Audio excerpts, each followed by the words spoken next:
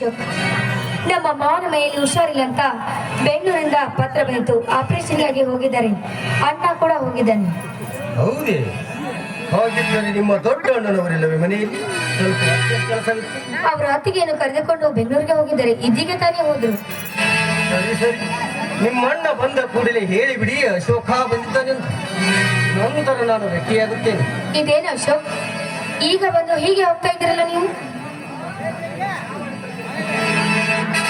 ಚಾ ಮಾಡಿ ತರ್ತೀನಿ, ಸ್ವಲ್ಪ ನಿಲ್ಲಿ. Don't miss understand miss Sarojadevi ಅವರು. ನೀವೇನು ತಪ್ಪಾಗಿ ತಿಳಿದುಕೊಳ್ಳಬೇಡಿ. ಇನ್ನೊಮ್ಮೆ ಬಂದಾಗ ಖಂಡಿತ ಕುಡಿತೇನೆ. ನೋಡಿ ಅಶೋಕ, ಕಳೆದು ಹೋದ ಹೊತ್ತು ಜಾರಿ ಬಿದ್ದ ಮತ್ತು ಮತ್ತೆ ಸಿಗಬೇಕಾದ್ರೆ ತುಂಬಾ ಕಷ್ಟ ಆಗುತ್ತೆ. ಏನೋ ಮನೆಗೆ ಬಂದಿದ್ದೀರಾ ಅಂತ ನಿಮ್ಗೆ ಟೀ ಮಾಡಿಕೊಡ್ತೇನೆ ಅಂತ ಹೇಳಿ, ಆದ್ರೆ ನೀವು ಹಾಗೆ ಹೋದ್ರೆ ನನ್ನ ಮನಸ್ಸಿಗೆ ನೋವಾಗುತ್ತೆ. ಇಷ್ಟ ನಿಮ್ಮ ಇಷ್ಟ. ನಿಮ್ಮ ಮನಸ್ಸಿಗೆ ನೋವು ಉಂಟಾಗುವಾಗಿದ್ದರೆ ನಾನೇಕೆ ಹಾಗೆ ಹೋಗಲಿ? ನಿಮ್ಮ ಇಷ್ಟದಂತೆ ಟೀ ಕುಡಿದುಕೊಂಡೇ ಹೋಗುತ್ತೇನೆ. ಹಾಗಾದ್ರೆ ಟೀ ಮಾಡಿಕೊಂಡು ಬರುತ್ತೇನೆ.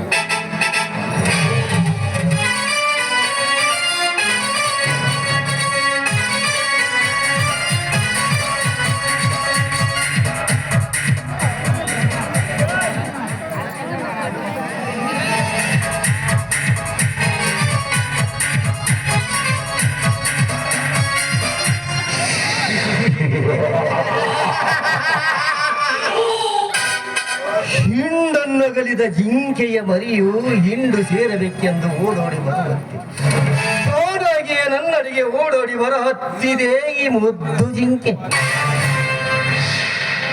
ಹೇಗಾದರೂ ಮಾಡಿ ಹಿಂಡು ಸೇರುವುದರೊಳಗಾಗಿಯೇ ನನ್ನ ಪ್ರೇಮದ ಬಲೆ ಬೀಸಿ ನನ್ನ ವಶ ಮಾಡಿಕೊಳ್ಳಬೇಕಾದದ್ದೇ ನನ್ನ ಮೊದಲನೆಯ ಕಾರ್ಯ.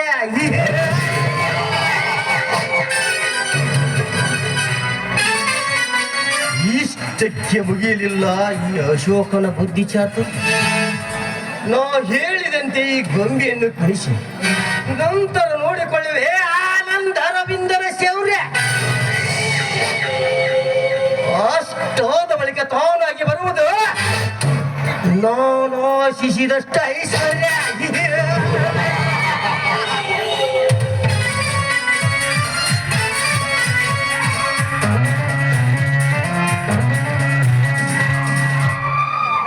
ಇದೇನು ಅಶೋಕ, ಹಾಗೆ ನಿಂತು ಬಿಡ್ರಲ್ಲ, ಕುಳಿತುಕೊಳ್ಳಿ ಬನ್ನಿ.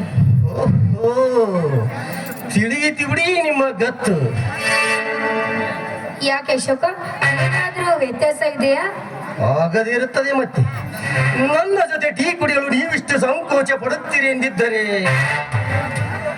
ಚೇಚಿ, ಯಾರು ಹಾಗಂತ ಹೇಳಿದ್ರು? ಯಾರೇಕೆ ಸರೋಜಾದೇವಿಯವರೇ, ನೀವು ತಂದಿರುವ ಒಂದು ಕಪ್ ಚಹಾವೇ ಹೇಳಿಕೊಡುತ್ತದೆ. ಓ, ಈಗ ಅಪಾರ್ಥವನ್ನು ಕಲ್ಪಿಸಿಕೊಳ್ಳಬೇಡಿ ನೀವು. ನಿನಗೋಸ್ಕರ ನಾನು ಒಂದು ಕಪ್ಪು ಮಾತ್ರ ತಂದಿದ್ದೀನಿ ನೋಡಿ. ಅದರಲ್ಲಿ ನೀವು ಅರ್ಧ ಕುಡೀರಿ, ನಾನು ಸ್ವಲ್ಪ ಕುಡಿಯುತ್ತೇನೆ.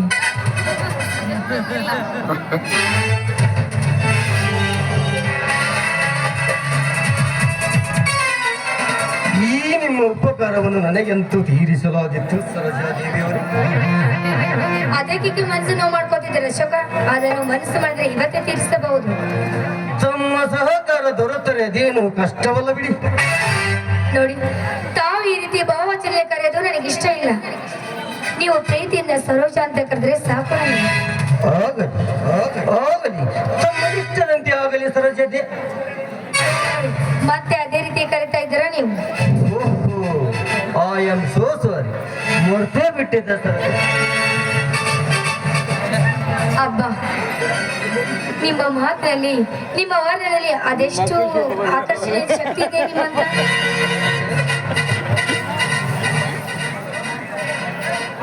ಅಶೋಕ, ಈ ನಿಮ್ಮ ಅಪ್ಪಗೆ ನನಗೆ ಏನ್ ಅನ್ಸ್ತಾ ಇದೆ ಗೊತ್ತಾ? ಏನು ಅನಿಸುತ್ತದೆ?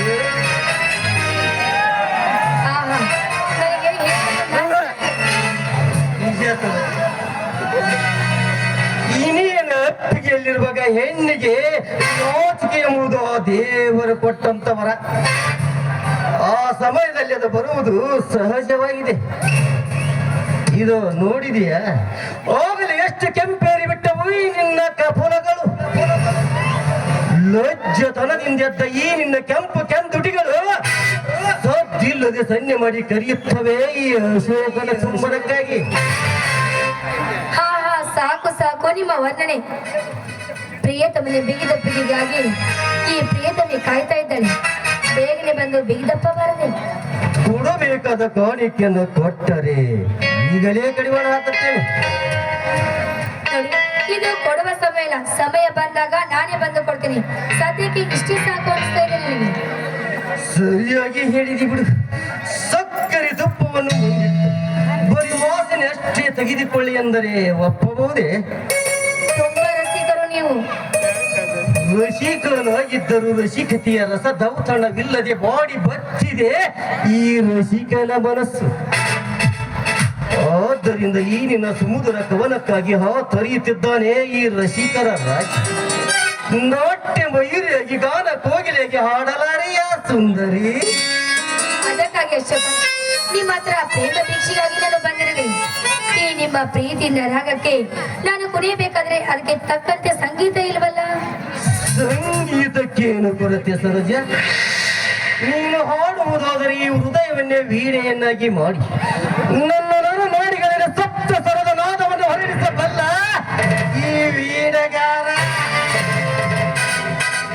ಆದರೆ ಅದಕ್ಕೂ ಮೊದಲು ಈ ನಿನ್ನ ಬೆಳಕು ಭಿನ್ನಾಣೆಗಳೆಂಬ ಗೊಂಬೆಗಳು ನನ್ನ ಎದುರಲ್ಲಿ ನಿಂತು ನಾಟ್ಯ ಮಾಡಿದರೆ ಮಾತ್ರ. ಅವರಿಗಿಂತ ಮಿಗಿಲಾಗಿ ನಾನು ನೃತ್ಯ